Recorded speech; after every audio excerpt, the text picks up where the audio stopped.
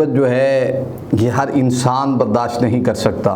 نبی پاک صاحب الولاق صلی اللہ علیہ وآلہ وسلم نے تمام امت کے لیے آسانیاں پیدا فرمانے کی دعا کی ہے کہ رب العالمین میری امت کے لیے خیر فرمائے۔ یہ کسی عام کا وظیفہ نہیں ہے۔ میرے کریم لجبال صلی اللہ علیہ وآلہ وسلم نے جن کے بارے میں فرمایا ہے آنا مدینۃ العلم علی بابھا، میں علم کا شہر ہوں، علی اس کا دروازہ ہے، ان کی زبان اقدس سے یہ فرمایا گیا ہے آپ کو اللہ تعالیٰ فکر و فاقہ سے ہمیشہ کے لیے محفوظ فرما دے گا۔ اور یہ فکر و فاقہ جو ہے یہ زندگی کا ایسا حصہ ہے جس میں پریشانیاں آتی ہیں۔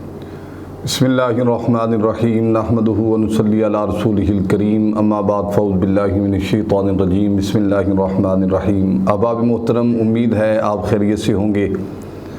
آج پھر آپ کی خدمت میں ایک بار پھر حاضر خدمت ہو چکا ہوں، الحمدللہ ثم الحمدللہ۔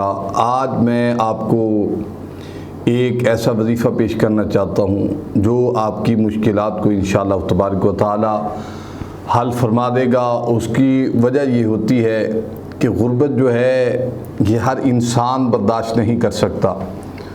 غربت کا جو لمحہ فکریہ ہوتا ہے، میں اس میں ایک حدیث پاک آپ کو سناتا ہوں۔ نبی پاک صاحب الولاق صلی اللہ علیہ وآلہ وسلم نے تمام امت کے لیے آسانیاں پیدا فرمانے کی دعا کی ہے کہ رب العالمین میری امت کے لیے خیر فرمائے، اللہ رب العالمین میری امت پر اپنا خاص فضل نازل فرمائے۔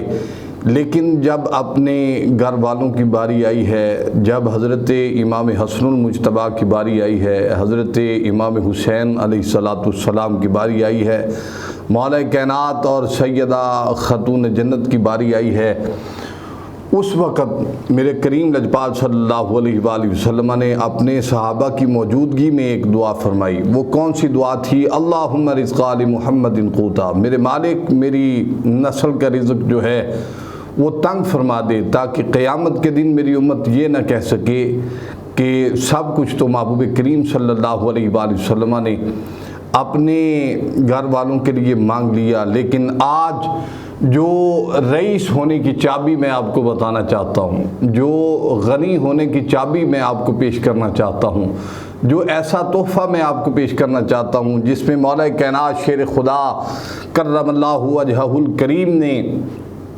جس وظیفے کے بارے میں یہ خود فرمایا ہے، مولا کائنات نے فرمایا، حضرت علی کرم اللہ وجہہ الکریم سے یہ روایت ہے کہ ہر روز صبح اور شام کو یہ کلمات طیبات صرف اور صرف 100 مرتبہ پڑھے گا، وہ فکر و فاقہ سے محفوظ رہے گا انشاءاللہ تبارک و تعالی۔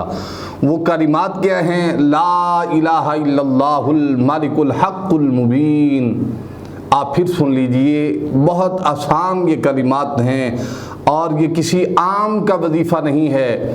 میرے کریم لجبال صلی اللہ علیہ وآلہ وسلم نے جن کے بارے میں فرمایا ہے آنا مدینۃ العلم علی بابھا، میں علم کا شہر ہوں، علی اس کا دروازہ ہے، ان کی زبان اقدس سے یہ فرمایا گیا ہے لا الہ الا اللہ الملک الحق المبین۔ آپ انشاءاللہ تبارک و تعالی اس کلمات طیبات کو 100 مرتبہ صبح 100 مرتبہ شام کو پڑھیں گے، آپ کو اللہ تعالیٰ فکر و فاقہ سے ہمیشہ کے لیے محفوظ فرما دے گا۔ اور یہ فکر و فاقہ جو ہے یہ زندگی کا ایسا حصہ ہے جس میں پریشانیاں آتی ہیں، اور اللہ تعالیٰ تمام پریشانیوں سے آپ کو محفوظ فرمائے۔ السلام علیکم ورحمۃ اللہ وبرکاتہ، وآخر دعوانا ان الحمدللہ رب العالمین۔